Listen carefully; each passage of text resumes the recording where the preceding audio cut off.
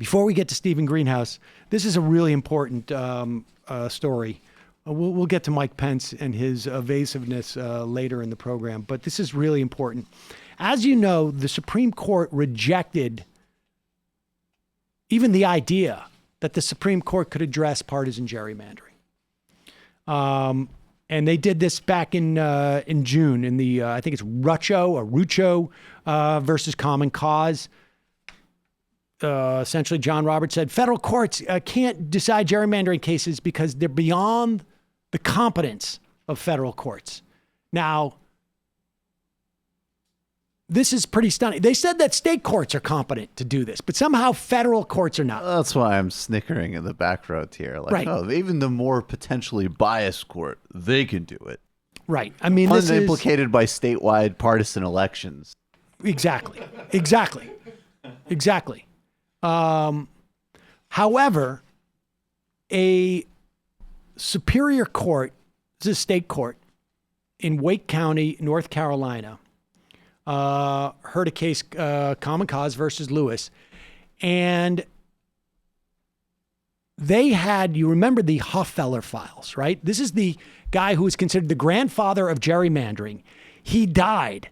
His estranged daughter went to go collect his stuff, found all these hard drives, which was huge in the context of the citizenship question that came up in the census, because it became clear that he was the one who promoted the asking of that question, who wrote the alibi for the Department of Justice and for the Commerce Department to use in getting that question on the in the census, and the Supreme Court struck that down.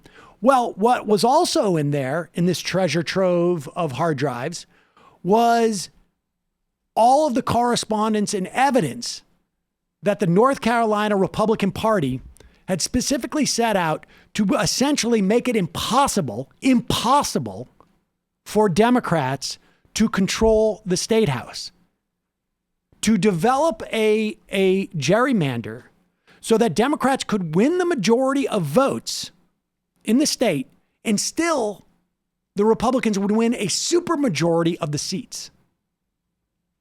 That's how dramatic this was. The court issued something like a 370-page decision because there was so much data. So these seats were drawn in 2017 because the Supreme Court had struck down the earlier version as a racial gerrymander, which they apparently are competent in viewing. So Republican legislators gave Hoffeller all the election data, said, we want our supermajority, figure it out. So he created all these, we've heard how this is done, right? You pack all the Democrats into one district, even if you have to draw it on a house by house basis.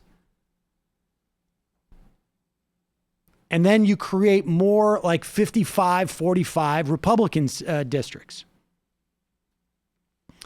Apparently at the trial, experts looked at the maps and said that Hoffeller's maps were more favorable to Republicans than 99.99% of maps that were generated by an algorithm using nonpartisan redistricting factors. He was good at his job. Yeah, he was very good. So apparently the Wake County Superior Court found, which consisted of 2 Democrats and 1 Republican, found that the extreme gerrymander violates 3 provisions of the North Carolina Constitution. This is where you can get some remedy if there is a state constitution that deals with voting and you have more Democrats than Republicans sitting on the state Supreme Courts and state courts. One, it strikes at the heart of the Free Elections Clause. This is a broad reading, but it said that the clause found that elections must be conducted freely and honestly to ascertain fairly, truthfully, the will of the people. If a majority of people vote for Democrats and Republicans still win a supermajority of seats, you could argue that this is not a free election. Second, the court held that the gerrymandering violates North Carolina's equal protection clause. That seems quite obvious. My vote as a Democrat is worth not even like 2/3 of the vote of a Republican because of the way the gerrymander works. And they also violate the guarantees of freedom of speech and assembly. Voting for the candidates of one choice and associating with the political parties of one choice are core means of political expression. To diminish people's votes based upon what party they belong to is an attack on that free expression. It burdens their speech by making their votes less effective. The court gave the General Assembly 2 weeks to draw new legislative maps. They're not going to the Supreme Court, and I will give you 6 reasons why. Because 6 Democrats, 1 Republican on that state Supreme Court. So there you have it.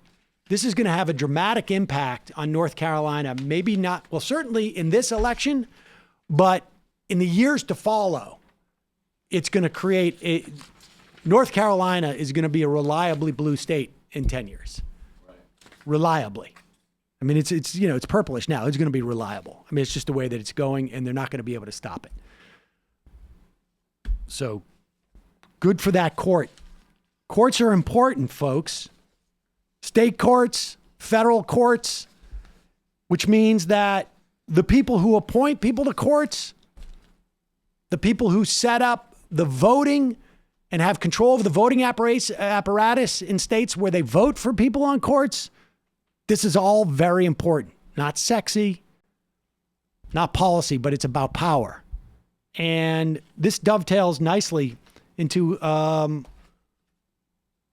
the question of unions in particular. Not so much labor, but the power of unions.